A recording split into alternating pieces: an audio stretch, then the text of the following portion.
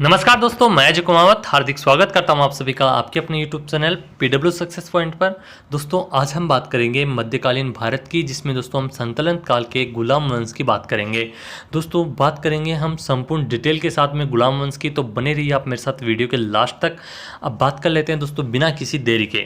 दोस्तों गुलाम वंश की स्थापना दोस्तों 1206 ईस्वी में कुतुबुद्दीन ऐबक ने की थी। यहीं से दोस्तों पहली लाइन से ही मोस्ट इंपॉर्टेंट क्वेश्चन बनता है। बहुत बार पूछा गया है कि गुलाम वंश की स्थापना कब की गई और किसके द्वारा की गई, तो 1206 ईस्वी में कुतुबुद्दीन ऐबक के द्वारा की गई थी।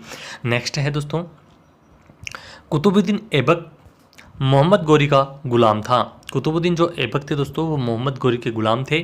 नेक्स्ट है, गुलामों को फारसी में बंदगा कहा जाता है। दोस्तों ये क्वेश्चन एग्जाम में पूछा हुआ है, गुलामों को फारसी में क्या कहा जाता है, तो बंदगा कहा जाता है। प्रत्येक लाइन दोस्तों क्वेश्चन से भरी हुई है, तो वीडियो को आपको ध्यान से देखना है, दोस्तों के साथ शेयर करना है ताकि अन्य दोस्तों को भी दोस्तों इसका प्रॉफिट मिल सके। गुलामों को दोस्तों फारसी में बंदगा कहा जाता है तथा इन्हें सैनिक सेवा के लिए खरीदा जाता था। गुलामों को दोस्तों सैनिक सेवा के लिए खरीदा जाता था, यानी कि सैनिक के तौर पर उनको प्रयोग में लिया जाता था। कुतुबुद्दीन ऐबक ने अपना राज्याभिषेक 24 जून 1206 ईस्वी को किया था। कुतुबुद्दीन ऐबक ने अपनी राजधानी लाहौर को बनाई थी दोस्तों। कुतुबुद्दीन ऐबक ने दोस्तों उसका राज्याभिषेक हुआ 24 जून 1206 ईस्वी को। उसके बाद दोस्तों उसने अपनी राजधानी बनाया लाहौर को। कुतुब मीनार की नींव कुतुबुद्दीन ऐबक ने ही डाली थी दोस्तों। कुतुब मीनार की नींव किसने डाली दोस्तों? कुतुबुद्दीन ऐबक। याद करने में कोई दिक्कत नहीं होगी, दोनों में दोस्तों कुतुब कुतुब आ रहा है, तो कुतुब मीनार की दोस्तों नींव किसने रखी? कुतुबुद्दीन ऐबक ने। नेक्स्ट है, दिल्ली की कुव्वत उल इस्लाम मस्जिद एवं अजमेर का 2.5 दिन का झोपड़ा नामक मस्जिद का निर्माण कुतुबुद्दीन ऐबक ने करवाया था। कुतुबुद्दीन ऐबक के दोस्तों निर्माण कार्यों में दोस्तों कुतुबुद्दीन ऐबक के द्वारा निर्मित किया गया, पहला तो दोस्तों मैंने अभी आपको बताया कुतुबुद्दीन ऐबक द्वारा कुतुबुद्दीन मीनार की नींव रखी गई।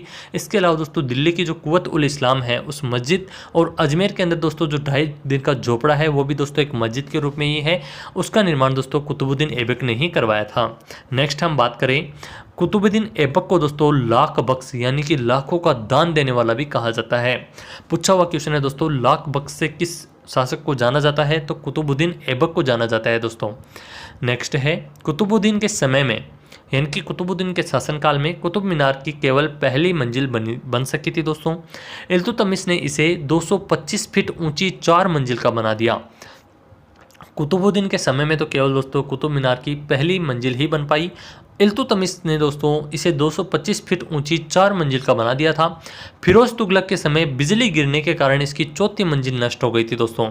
पूछा हुआ क्या है क्वेश्चन है दोस्तों, कुतुब मीनार पर बिजली किसके शासनकाल में गिरी, तो फिरोज तुगलक के समय बिजली गिरने के कारण दोस्तों चौथी मंजिल नष्ट हो गई थी, जिसके कारण फिरोज ने इसमें 2 छोटी मंजिलें बनवा दी, जिसमें इसमें 5 मंजिल हो गई इसके बाद में दोस्तों, क्योंकि 3 दोस्तों पहले से मंजिल थी और दोस्तों एक तो मंजिल नष्ट हो ही गई थी। उसके बाद में दोस्तों 2 और छोटी छोटी मंजिलों का निर्माण करवाया फिरोज शाह ने।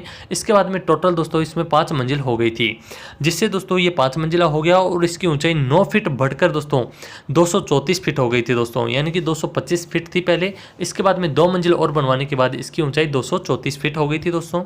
नेक्स्ट है, प्राचीन नालंदा विश्वविद्यालय को ध्वस्त करने वाला कुतुबुद्दीन ऐबक का सहायक सेनानायक बख्तियार खिलजी था दोस्तों प्राचीन नालंदा विश्वविद्यालय को ध्वस्त करने वाला कुतुबुद्दीन ऐबक का ही सहायक था, इसका नाम था सेनानायक बख्तियार खिलजी। नेक्स्ट है, कुतुबुद्दीन ऐबक की मृत्यु 1210 ईस्वी में चौगान खेलते समय घोड़े से गिरकर हुई थी। दोस्तों चौगान एक खेल होता है जो घोड़े पर बैठ करके खेला जाता है, तो दोस्तों घोड़े से गिरने के कारण कुतुबुद्दीन ऐबक की मृत्यु हुई थी चौगान खेल खेलते समय।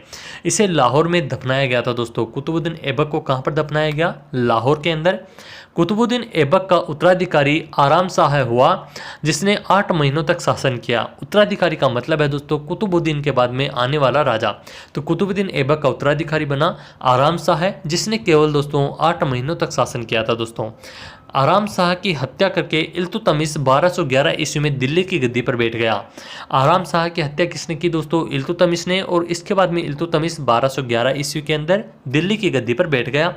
इल्तुतमिश तुर्किस्तान का इल्बरी तुर्क था, जो ऐबक का गुलाम एवं दामाद था दोस्तों। ऐबक कुतुबुद्दीन ऐबक की लड़की से दोस्तों इन्होंने निकाह किया था, और दोस्तों ये कुतुबुद्दीन ऐबक के दोस्तों क्या थे? गुलाम भी थे। इल्तुतमिश ने दोस्तों फिर आराम शाह की हत्या कर दी। ऐबक की मृत्यु के समय वह बंदायूं का गवर्नर था दोस्तों। इल्तुतमिश जब दोस्तों ऐबक की मृत्यु हुई उस समय वह बदायूं का गवर्नर था। इसके बाद हम बात करें इल्तुतमिश के महत्वपूर्ण कार्य। दोस्तों कार्यों से भी दोस्तों कई बार क्वेश्चन पूछे गए हैं। तो कुतुब मीनार के निर्माण को पूर्ण करवाया इन्होंने।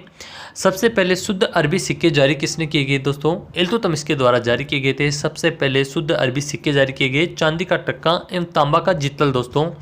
नेक्स्ट है इक्ता प्रणाली चलाई। इल्तुतमिश ने दोस्तों इक्ता प्रणाली चलाई। नेक्स्ट है 40 गुलाम सरदारों का संगठन बनाया जो तुर्कान ए चिहलगानी के नाम से जाना गया।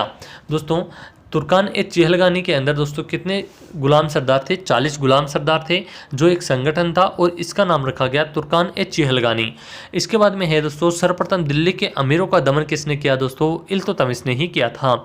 नेक्स्ट हम बात करें इल्तुतमिश लाहौर से राजधानी को स्थानांतरित करके दिल्ली लाया।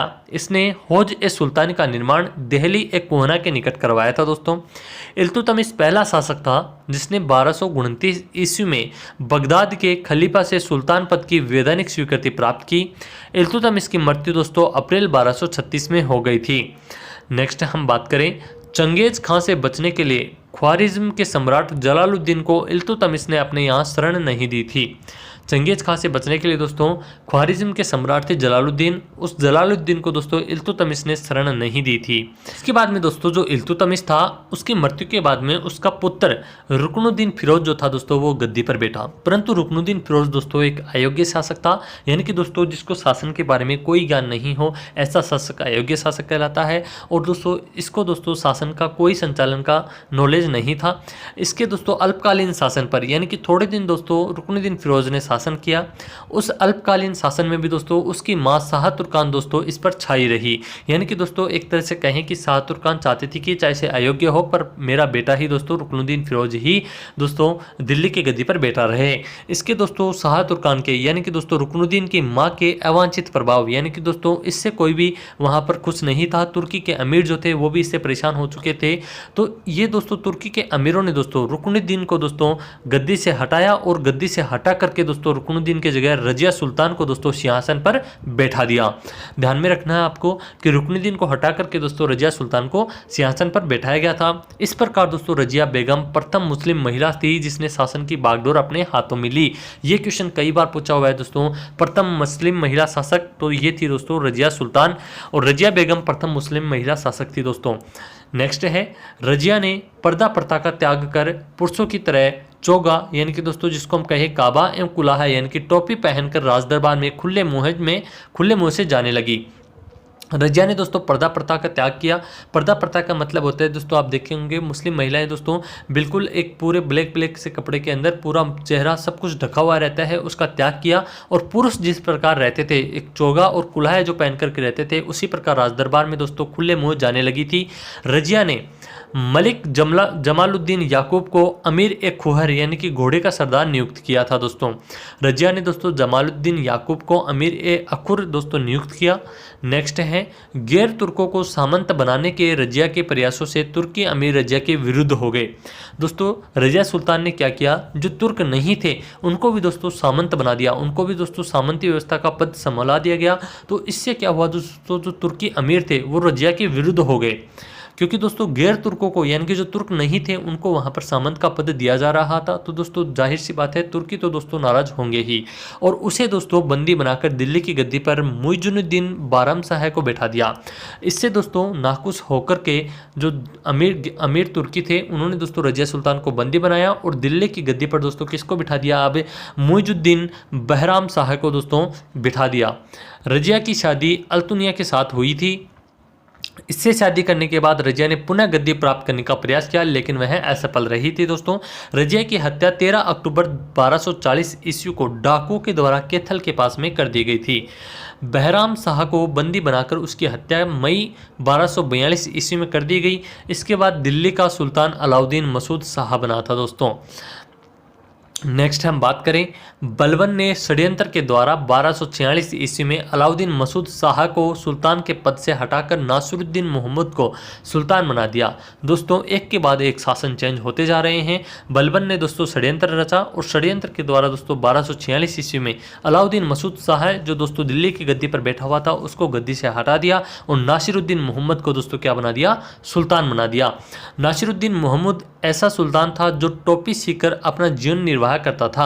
दोस्तों जो सर पर लगाने वाली टोपी होती है ये उनकी सिलाई क्या करते थे नासिरुद्दीन महमूद, और उन्हीं की सिलाई करके अपना जीवन यापन करते थे।